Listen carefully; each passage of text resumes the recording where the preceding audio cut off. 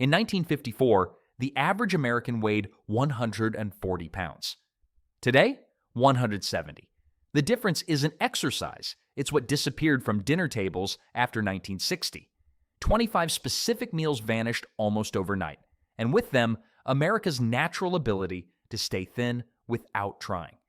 Back in the 1950s, tuna noodle casserole was the ultimate kitchen magic trick. You could feed 6 people for less than 50 cents total. And we're talking about making everyone actually full, not just pretending to be satisfied. The genius was in the simplicity. Canned tuna, probably star-kissed if your family was feeling fancy, got mixed with frozen peas, egg noodles, and a can of cream of mushroom soup. That soup was doing all the heavy lifting, creating this creamy sauce that made everything stick together like edible cement. Mothers would dump it all in a casserole dish, maybe sprinkle some crushed crackers on top if they were feeling artistic, then bake it until the edges got golden and bubbly. The whole house smelled like comfort food within 30 minutes. Here's the thing that made this dish brilliant. It stretched. Got unexpected company? Throw in another can of tuna and some extra noodles. Kids still hungry? Well, tough luck, because this was dinner and you better clean your plate. The best part? Zero waste. Every single ingredient had a purpose, and leftovers actually tasted better the next day. But while tuna casserole filled bellies affordably, some families needed even cheaper protein sources that packed serious nutritional punch. Well, here's where things get interesting. Your grandma wasn't kidding around when she served liver and onions twice a week. Makes sense, right? This wasn't some cruel punishment. It was pure nutrition strategy. Liver packed more iron per pound than any other meat on the dinner table. Kids needed that iron to grow strong, and families couldn't afford to mess around with picky eating. But here's the trick your great-grandmother knew. Soak that liver in milk for at least 30 minutes before cooking. The milk pulled out that metallic taste that made kids scrunch up their faces like they'd bitten into a penny. Then came the magic. Slice it thin, dust with flour, and fry it up with sweet onions until everything turned golden brown. Those onions weren't just for show. They made the whole dish taste like comfort instead of medicine. And the weird part is, families actually learned to love it. When you're eating for health instead of just taste, your palate adjusts. Plus, at 15 cents for enough liver to feed 6 people, it kept the grocery budget from exploding. But speaking of stretching dollars, nothing beat what came next, turning 1 tin of salmon into dinner for the whole family. Canned salmon might not sound glamorous, but back then it was kitchen gold. One 14-ounce tin could stretch to feed 6 people. Now that's what I call magic. Well, more like desperate creativity, but who's counting? The ritual was always the same. Mom would dump that pink salmon into a bowl and start the tedious job of picking out every single bone by hand. Tedious? You bet. But it showed real care went into every bite. No shortcuts, no machines doing the work. Mix in some breadcrumbs, crack a couple eggs, add a pinch of salt and pepper, form those patties with your hands, and fry them up until they're golden and crispy on the outside. The smell alone could make your stomach growl. These weren't fancy restaurant croquettes. They were simple, honest food that filled you up without breaking the bank. Served alongside mashed potatoes or green beans, you had yourself a complete meal that satisfied everyone at the table. Friday nights were especially popular for salmon croquettes, thanks to Catholic families avoiding meat. But honestly, most families made them because they tasted good and cost practically nothing. Speaking of stretching ingredients, wait until you hear what creative magic happened with ground beef and oats. Ground beef wasn't exactly cheap back then, but clever housewives knew how to make it work overtime. The secret? Stretch it with oats, breadcrumbs, and chopped onions until 1 pound could feed 6 hungry mouths. Well, that's exactly what meatloaf accomplished every Sunday. Your grandmother probably had her own special recipe. Some added a splash of Worcestershire sauce. Others swore by mixing in finely diced carrots or celery. But the real magic happened with that shiny ketchup glaze on top, caramelizing in the oven until it looked like something from a fancy restaurant. Then there's the gravy situation. Nobody threw away those precious drippings from the bottom of the pan. Those brown bits got scraped up, mixed with flour and milk, then simmered into a rich gravy that made even the plainest mashed potatoes taste incredible. Makes sense, right? But here's where it gets really smart. Monday's lunch was already planned. Cold meatloaf slices between 2 pieces of white bread, maybe with a smear of mustard, created sandwiches that actually tasted better than the original dinner. Speaking of military-inspired meals, there's one breakfast dish that soldiers brought home from the war. Nobody called it by its real name back then. Cream chipped beef on toast? Too fancy. Everyone just said SOS. And if you know, you know.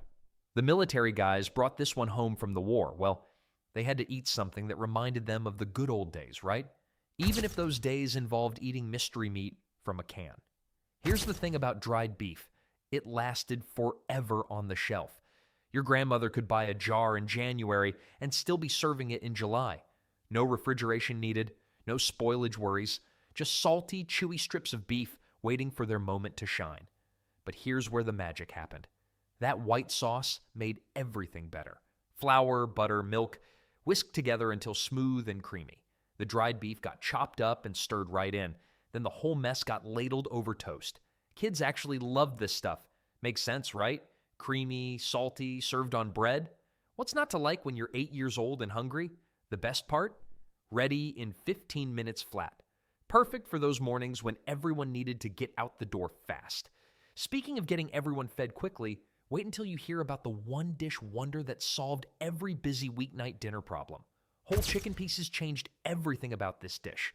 Dark meat thighs and drumsticks deliver deep, rich flavor that boneless breasts simply couldn't match.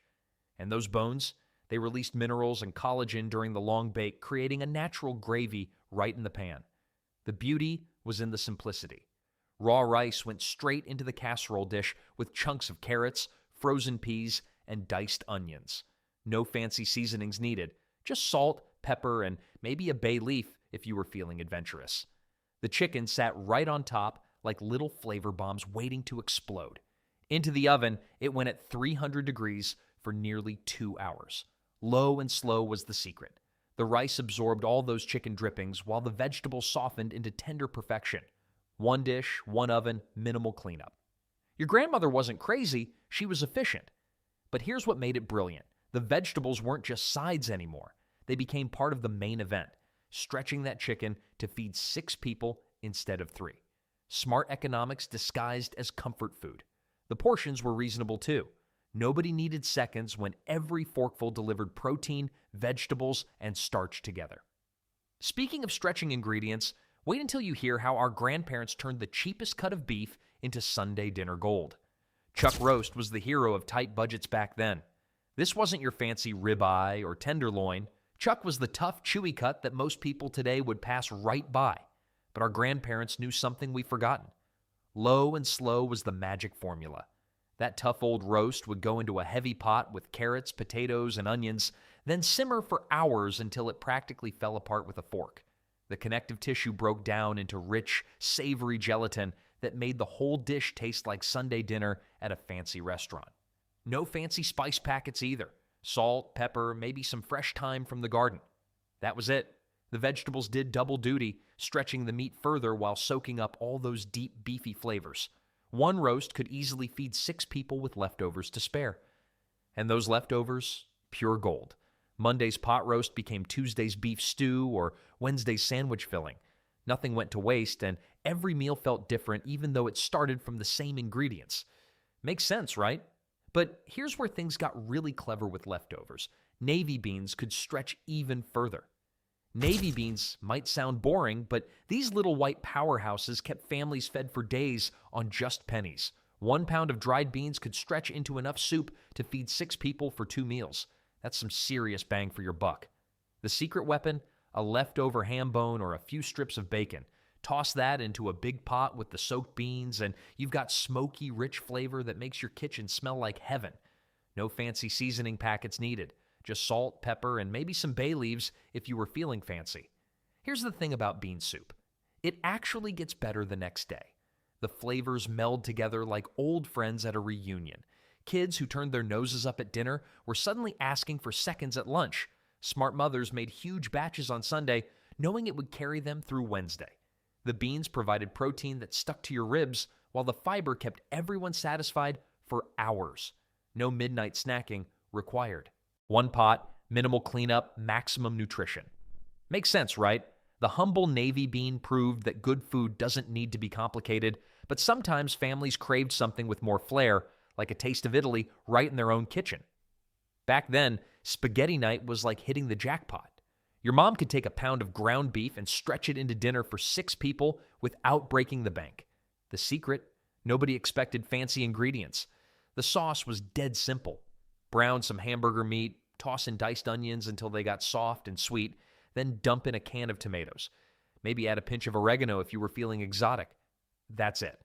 No $20 bottles of wine or imported herbs that cost more than the whole meal. Kids went absolutely nuts for twirling those noodles around their forks. Half of it ended up on their faces, but hey, at least they were eating without complaining. And here's the beautiful part. Leftover spaghetti actually got better the next day when all those flavors had time to get acquainted. The real treat was garlic bread made from regular white bread slathered with margarine and sprinkled with garlic powder. Fancy? Not even close. Delicious? You bet. Spaghetti made families feel like they were having something special, something Italian and worldly.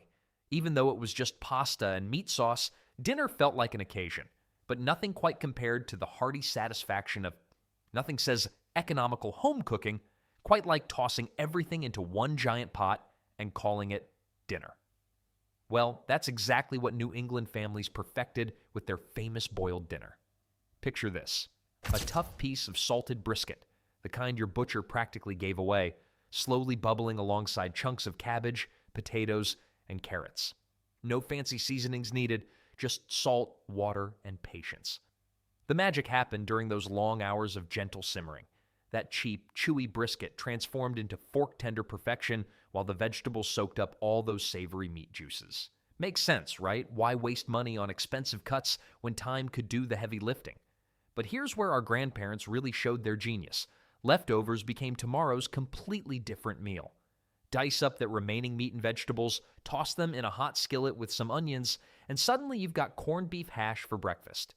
Zero waste, maximum flavor. The beauty of boiled dinner wasn't just its thriftiness. One pot meant fewer dishes to wash, and the whole house smelled like comfort food for hours.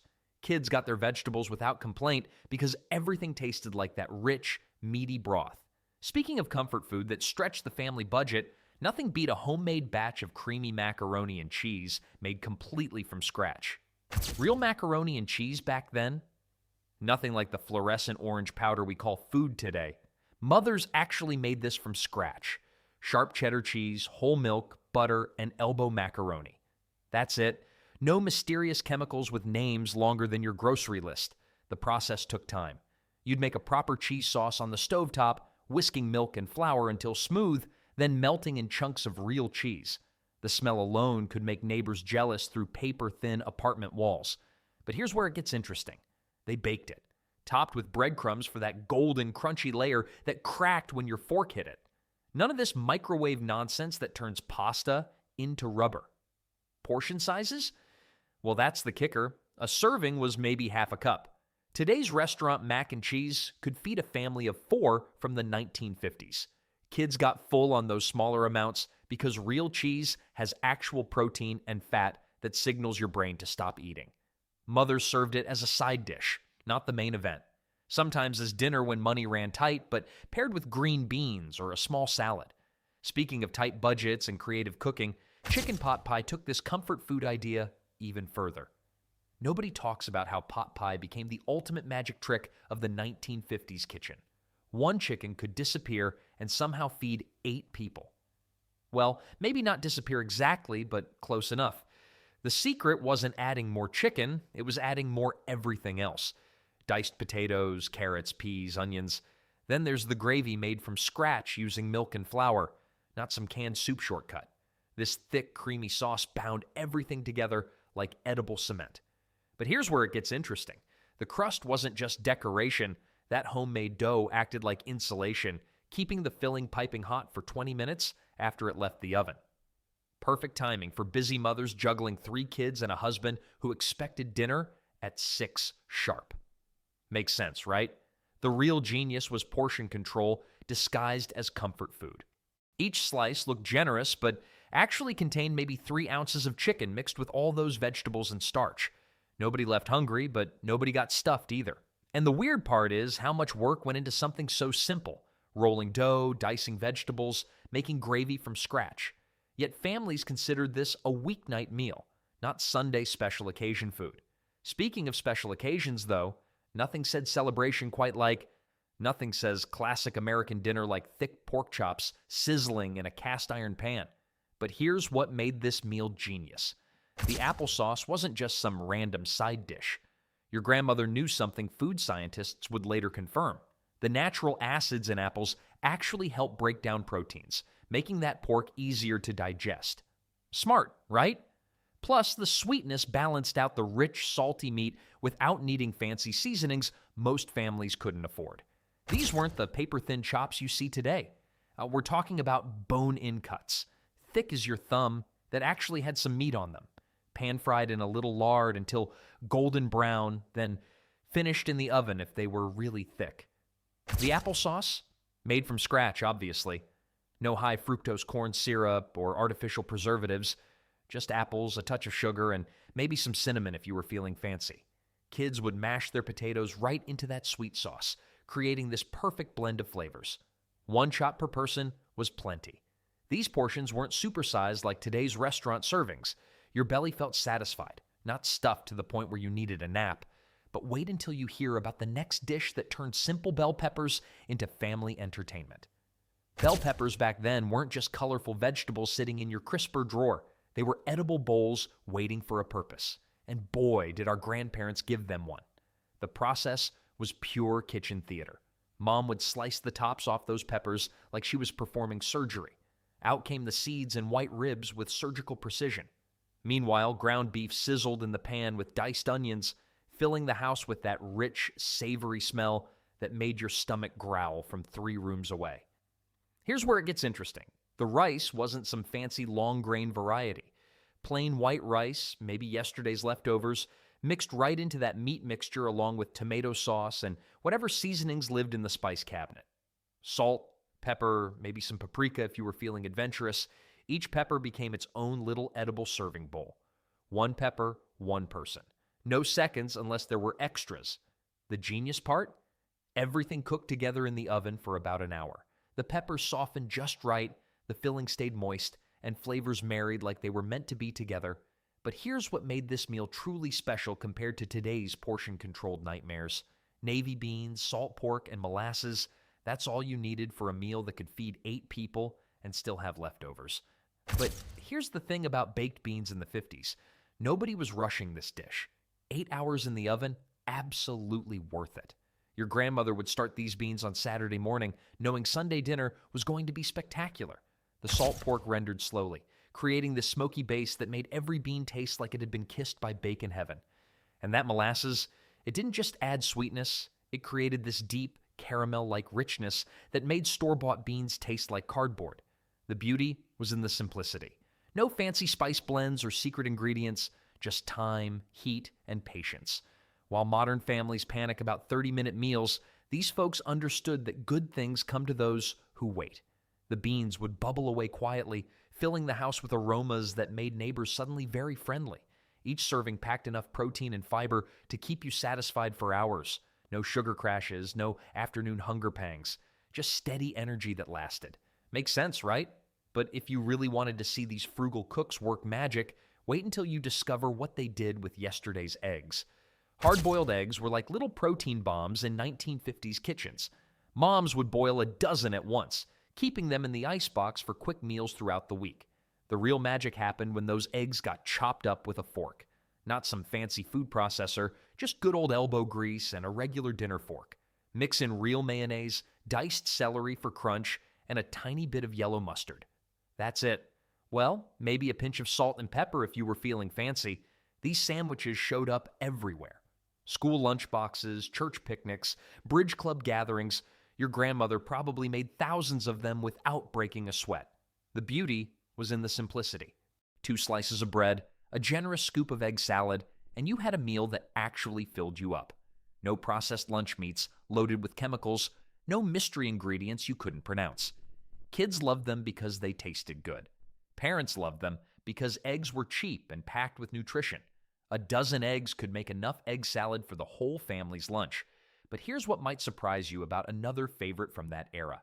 Sometimes the most satisfying meals came without any cooking at all.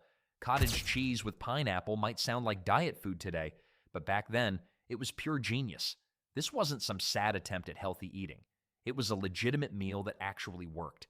Picture this combination: creamy, protein-packed cottage cheese paired with sweet, juicy pineapple chunks.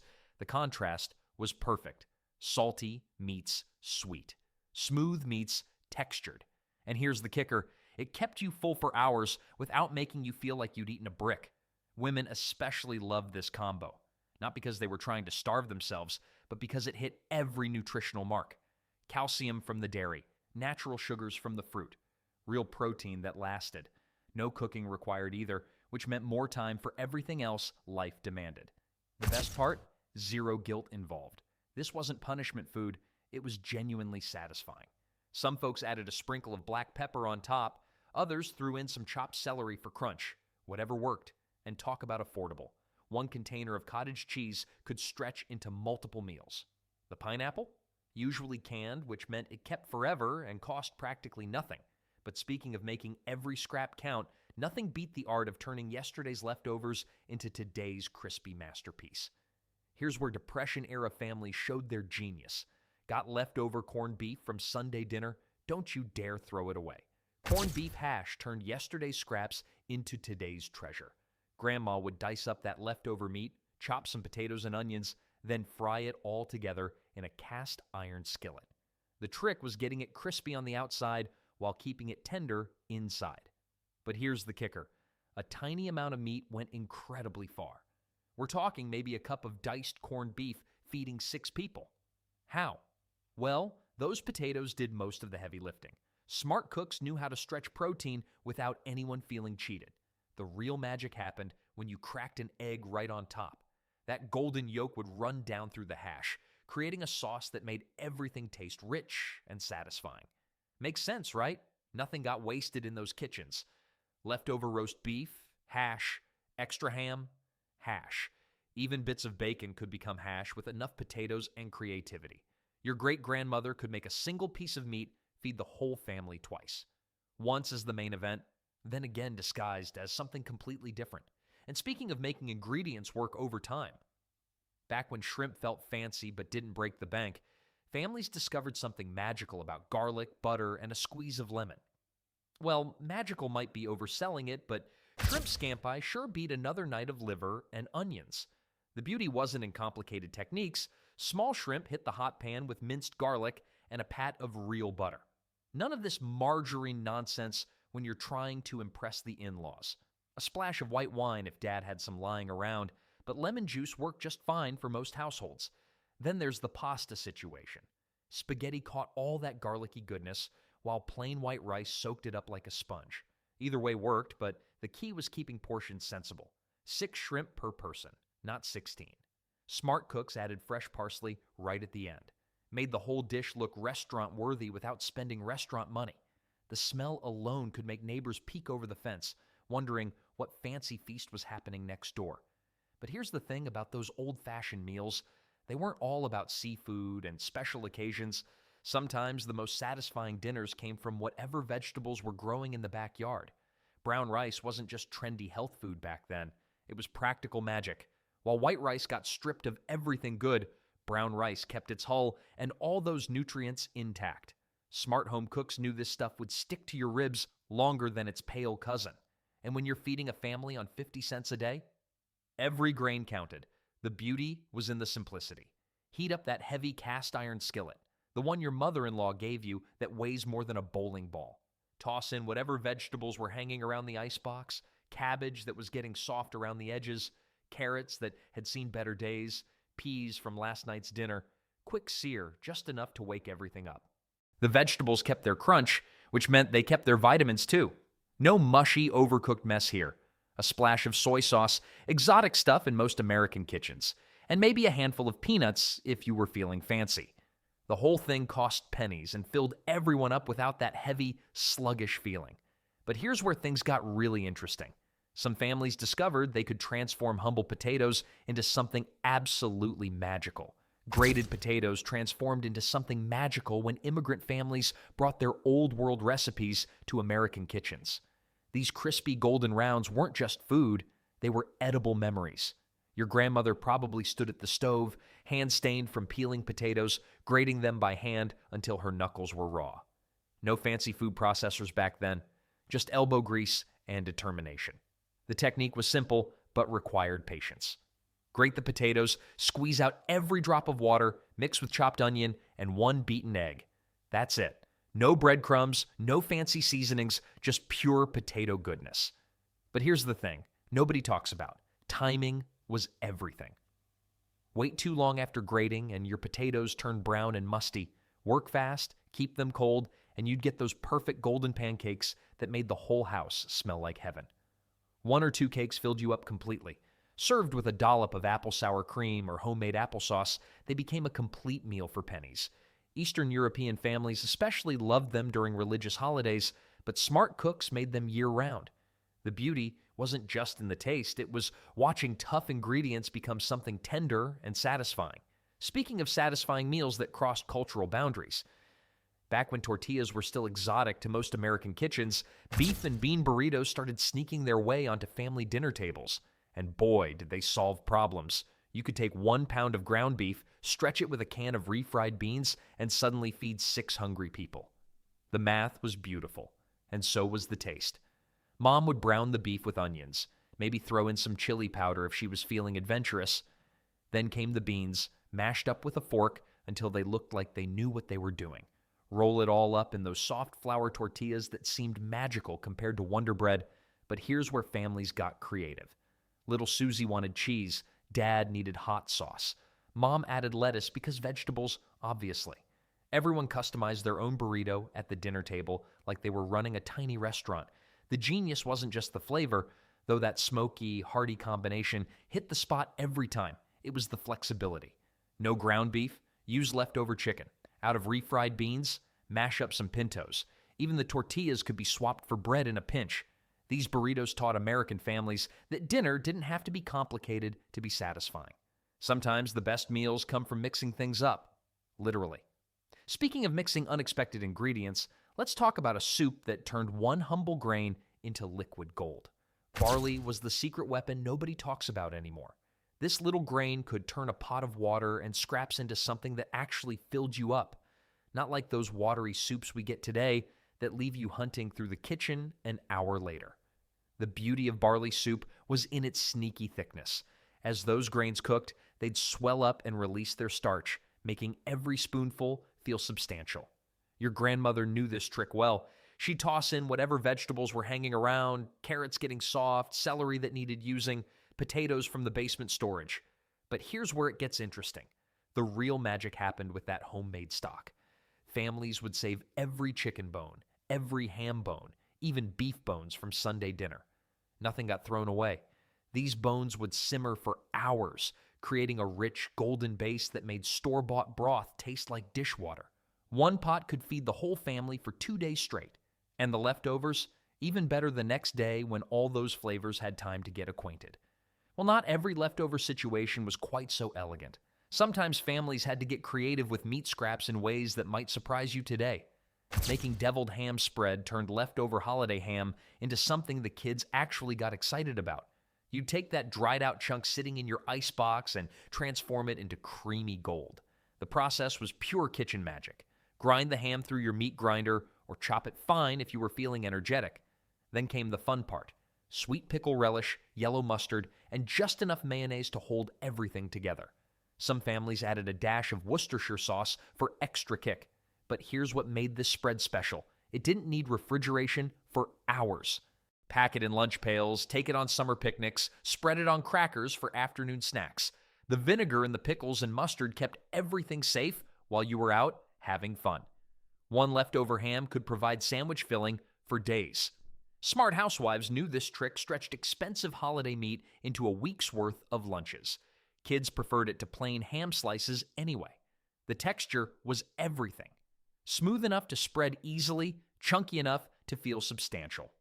Served on white bread or saltines, it satisfied without being heavy. Speaking of satisfying breakfasts that kept families going strong, nothing beat a steaming bowl of slow-cooked oats with just the right touch of sweetness.